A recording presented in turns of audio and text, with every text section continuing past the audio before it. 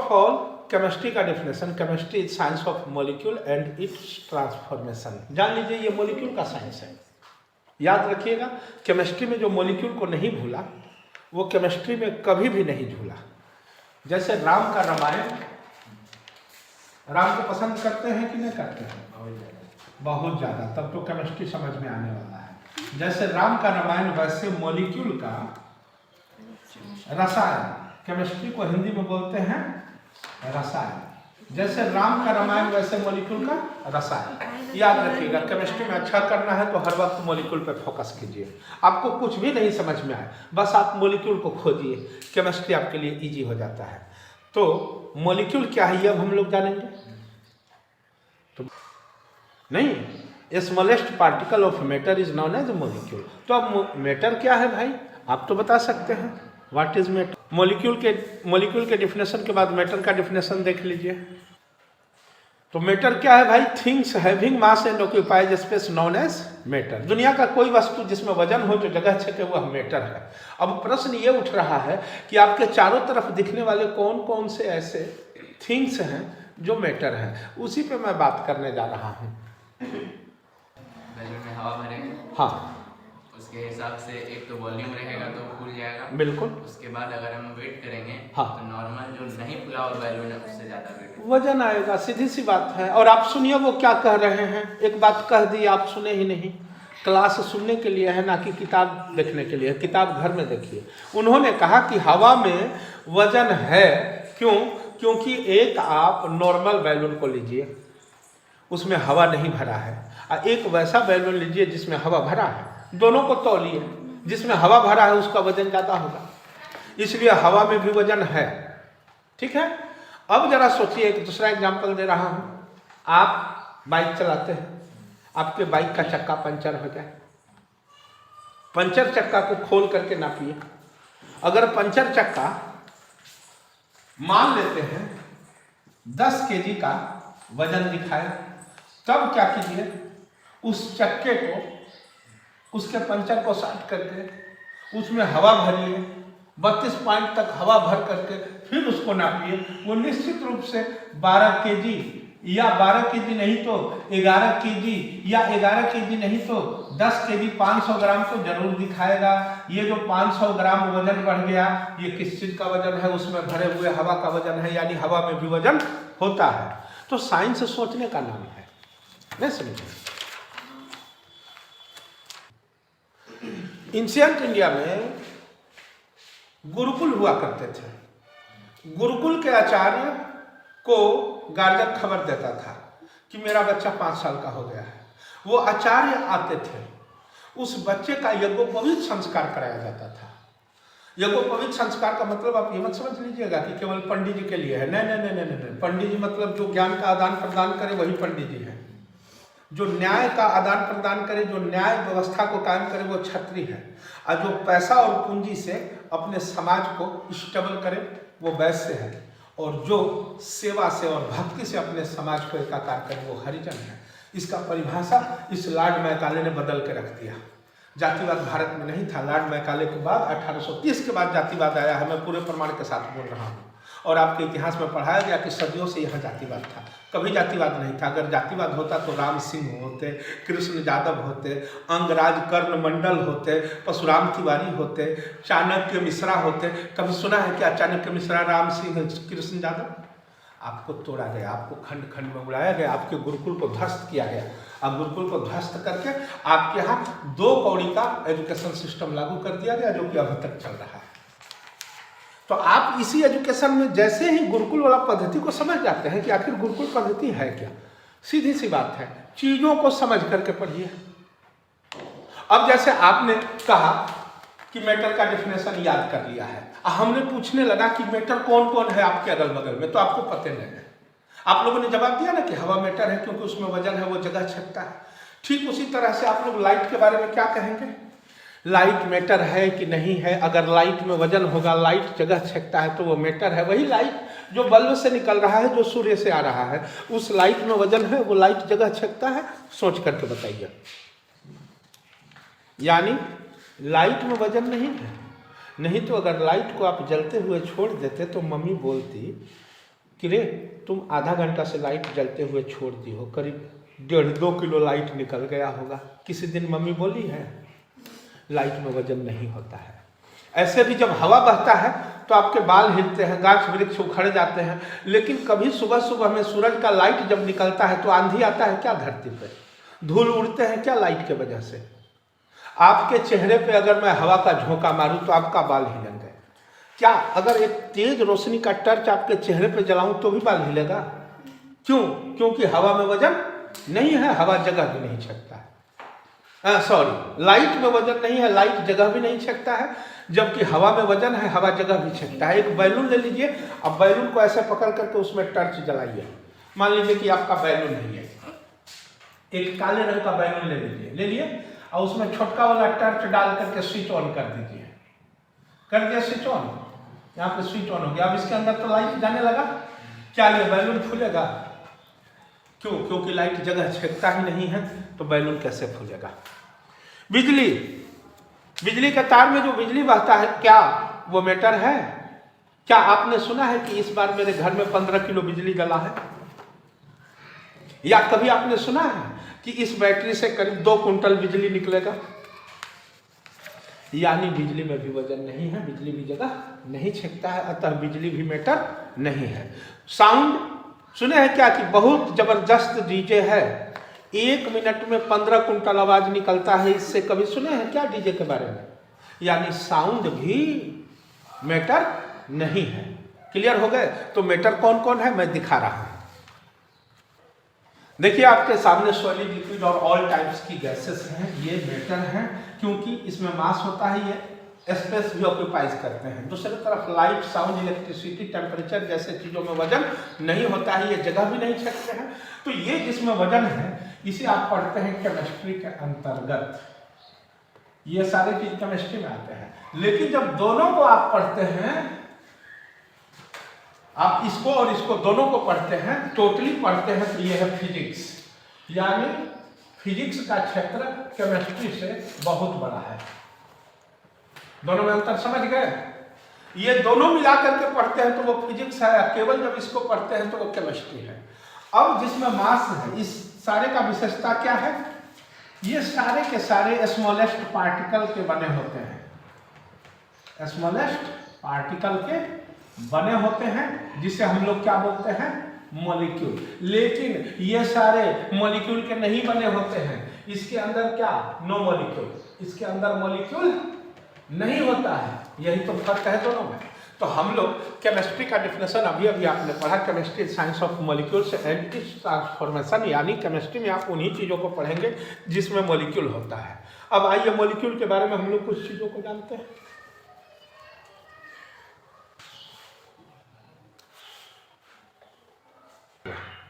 एक नहीं दिखने वाले धूलकण में अरबों मॉलिक्यूल होते हैं। यानी in an invisible dust particle there are arrays of molecules।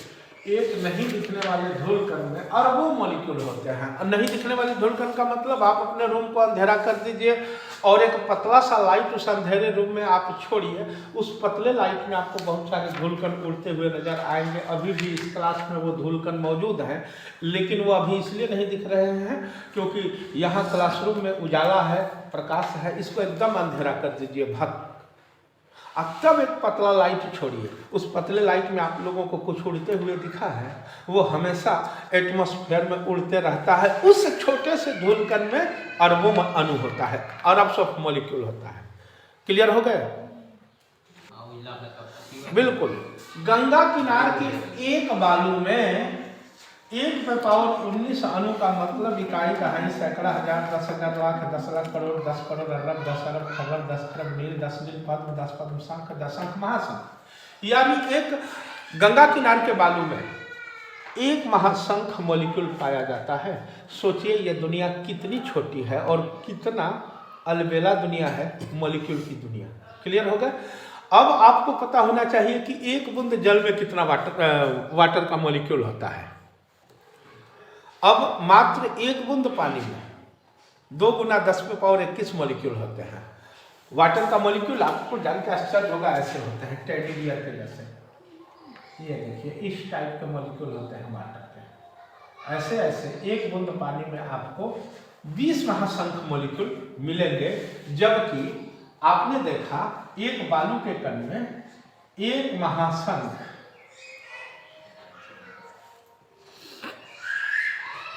Molecule था, यानी 10⁻19, यानी कि 20 नहीं कहिए 200 महासंख्य। ये 200, वहां एक महासंख्य है और एक बूंद पानी में 200 महासंख्य है। सोचिए ये मॉलिक्यूल का दुनिया कितना छोटा है। ये मैं आपको बता रहा हूं इस पर कंसीडर करने के लिए। सिंगल मॉलिक्यूल्स को हम लोग माइक्रोस्कोप से भी नहीं देख सकते हैं। दुनिया का सबसे पावरफुल इलेक्ट्रॉन माइक्रोस्कोप से भी नहीं दिखेगा। अब कहेंगे कि क्यों? इसलिए कि जितना भी छोटा मॉलिक्यूल है वो विजिबल लाइट को रिफ्लेक्ट ही नहीं करता है, वो एक्सरे को रिफ्लेक्ट करता है, और एक्सरे को हमारी आंखें समझ नहीं पाती है। इसलिए साइंस प्रोग्रेस भी कर जाएगा तो मॉलिक्यूल को हम लोग डायरेक्ट नहीं देख सकते हैं, लेकिन एक्सरे डिफ्रेक्शन टेक्नोलॉजी से आज मॉलिक्यूल का ड्राइंग साइंस के पास है। मॉलिक्यूल का उसमें जो एटम है उसका रेडियस भी साइंस कैलकुलेट कर लेता है, लेकिन वो पिक्चर में आप डायरेक्ट उसको नहीं देख सकते हैं, क्योंकि एक्सरे आपकी आंखों को समझ में नहीं आती है। हमारी आंखें बैनियाह पिनाला, वैबग्योर, वायलेट, ग्रीन, रेड, येलो को ही समझ पाती है, और उसके अलावा जो एक्सरेज है, गामा रेज है, वो हमारी आंखों को समझ में नहीं आता है। इसी वजह से मॉलिक्यूल नहीं दिखता है। लेकिन कुछ बड़े आकार के जो मॉलिक्यूल हैं, जैसे DNA, RNA, dinucleic acid, ribonucleic acid, ऐसे मॉलिक्यूल को हम लोग इलेक्ट्रॉन माइक्रोस्कोप से देख सकते हैं। तो क्लियर हो गया? यानी तीसरा नंबर पॉइंट आप लिख सकते हैं, molecule are not visible by your naked eye. लिखिए तीसरा नंबर point, molecule are not visible by any types of microscope. Molecules are not visible by any types of microscope. Molecule को हम दुनिया के किसी भी माइक्रोस्कोप से नहीं देख सकते हैं। अगला पॉइंट लिखिए, molecules are not visible by electron microscope. Molecules are not visible by electron microscope.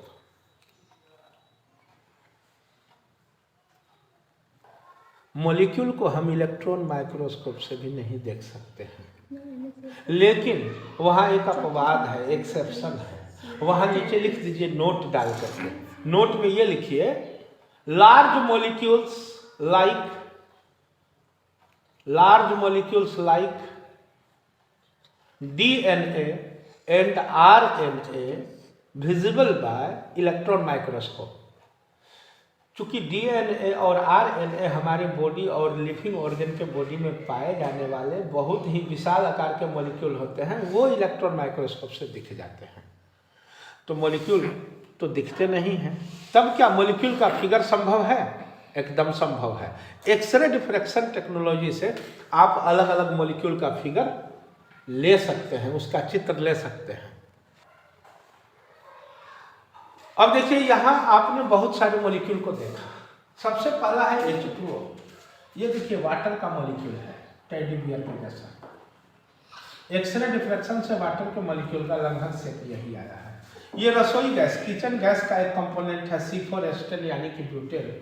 इसका मॉलिक्यूल कैसा है? देखिए यहाँ C4 है। C4 का मतलब कार्बन का 4 atom, 1 atom, 2 atom, 3 atom, 4 atom carbon का हो गया। और हाइड्रोजन का कितना एटम? 10 एटम। गिन लीजिए, 1 2 3 4 5 6 7 8 9 10।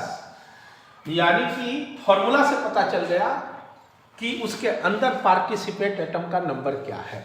जैसे CON2H4 को देखिए, यूरिया का फॉर्मूला है, वही यूरिया जिसको किसान लोग खेत में डालते हैं। इसके फॉर्मूला से ही पता चल रहा है कि कार्बन का 1 एटम है, ये देखिए। ऑक्सीजन का भी 1 एटम है, ये। नाइट्रोजन का 2 एटम है, देखिए ये और ये दोनों नाइट्रोजन का एटम। और हाइड्रोजन का कितना एटम है? 4, 1 2 3 4। तो इस तरह से आपने देखा कि एटम ही आपस में कंबाइन होकर के मॉलिक्यूल बनाते हैं। यानी मॉलिक्यूल के छोटे से स्फेरिकल पार्ट को एटम कहते हैं। यानी आप एटम का डिफिनेशन इस हिसाब से ये लिख सकते हैं कि स्फेरिकल पार्टिकल, गोलीय particles of molecule is known as atoms. यानी मॉलिक्यूल जिन गोल गोल कणों के बने होते हैं, जिस गोल गोल पार्टिकल के बने होते हैं, वही एटम है। तो समझ गए ना। अब इससे रिलेटेड कुछ और क्वेश्चन आप लोग बनाइए, इसको उतार लीजिए। आपको बोर्ड पे जो मॉलिक्यूल दिख रहे हैं, हम लोग हर दिन केमिस्ट्री में उसी मॉलिक्यूल को पढ़ते हैं। इक्वेशन जो हम लोग केमिस्ट्री में पढ़ते हैं, उसमें 2 या 3 ओल्ड मॉलिक्यूल कन्वर्ट होकर न्यू मॉलिक्यूल देते हैं, और फॉर्मूला जो पढ़ते हैं वो फॉर्मूला हम लोग और कुछ नहीं, मॉलिक्यूल को ही रिप्रेजेंट करते हैं फॉर्मूला से। तो आइए अब हम लोग डिफरेंट फार्मूला से मॉलिक्यूल और एटम को समझते हैं, एलिमेंट को समझते हैं। उसके बाद आप लोग को मैं कुछ क्वेश्चन दूंगा, ठीक है। अब जैसे देखिए, हम लोगों ने अभी लिखा 10H2O। 10H2O यानी वाटर के आगे 10 लगा हुआ है। अब इसका मतलब क्या होता है? इसका सीधा मतलब है कि वाटर का 10 मॉलिक्यूल यहाँ है, आगे 10 लगा। आगे वाला नंबर बताता है नंबर ऑफ मॉलिक्यूल को। क्या बताता है? नंबर ऑफ मॉलिक्यूल को याद रखिएगा, हमेशा ये नंबर ऑफ मॉलिक्यूल को बताता है। और पीछे वाला नंबर ये बताता है नंबर ऑफ एटम को। किस चीज को बताता है? नंबर ऑफ एटम को। अब यहाँ देख लीजिए, पहला क्वेश्चन, अगर ए वाटर के बारे में पूछा जाए कि how many number of molecules here in the formula, तो जवाब होगा 10 molecule of water. 10 molecules of water, क्योंकि आगे 10 लगा है। अब दूसरा क्वेश्चन यह है, how many types of atom, यानी दूसरा क्वेश्चन है types of atom. Types of atom कैसे पता चलेगा जी?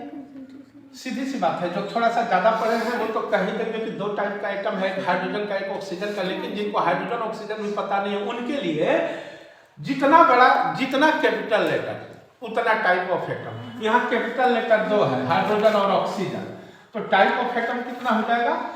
2 atom. 2 types of atom equal to 2। और जितना टाइप्स ऑफ एटम होगा ना, उतने ही टाइप्स ऑफ एलिमेंट होगा। तो यहाँ एलिमेंट भी कितने टाइप के हैं?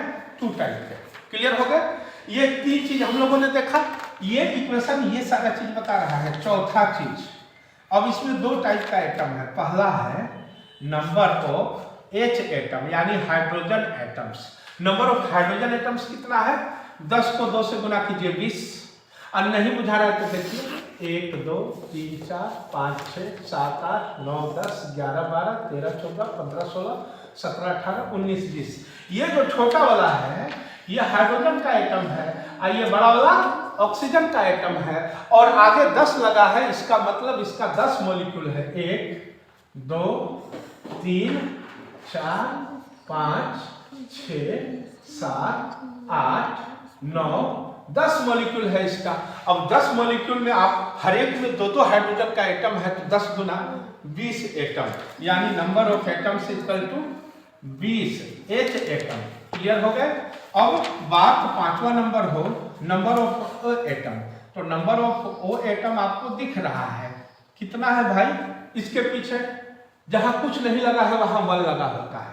1 × 10 इक्वल टू 10 एटम।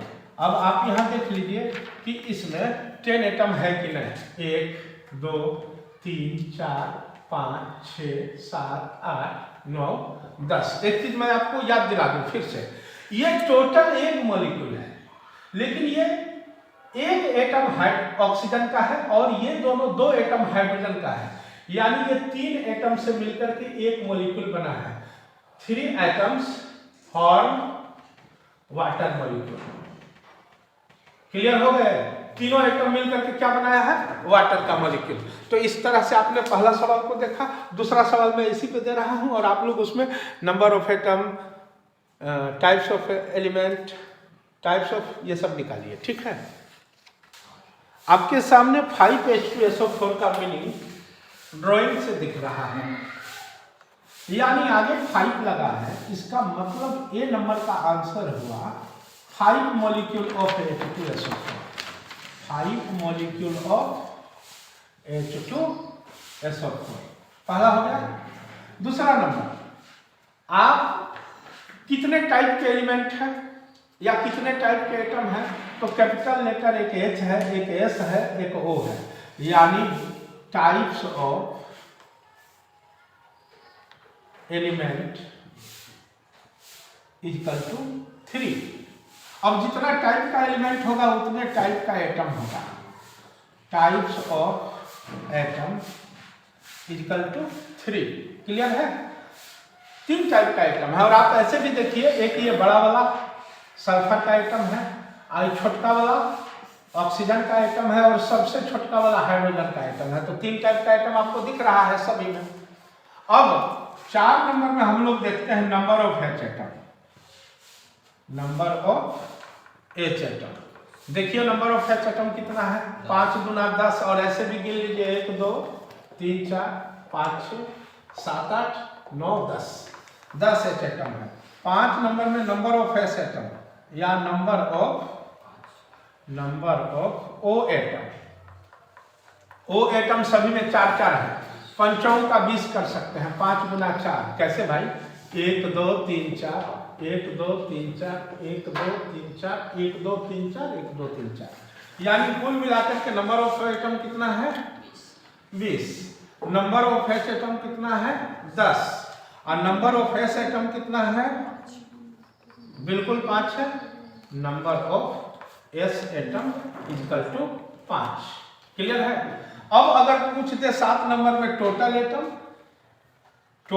एटम इस पूरे में कितना है, तो आप लिख सकते हैं 20 10 30 5 35 एटम है। तो इस तरह से आपने क्या देखा, एक केमिकल फॉर्मूला बस मॉलिक्यूल के बारे में बताता है, दूसरा किसी भी चीज के बारे में नहीं बताता है, वो एटम के बारे में बताता है। तो केमिस्ट्री का आत्मा है एटम और मॉलिक्यूल। एटम मॉलिक्यूल को लेके चले तो केमिस्ट्री में कभी कमजोर नहीं होइएगा। और खाली फॉर्मूला और रटाई में बझे रहे तो बझिए भाई, आपका लाइफ है।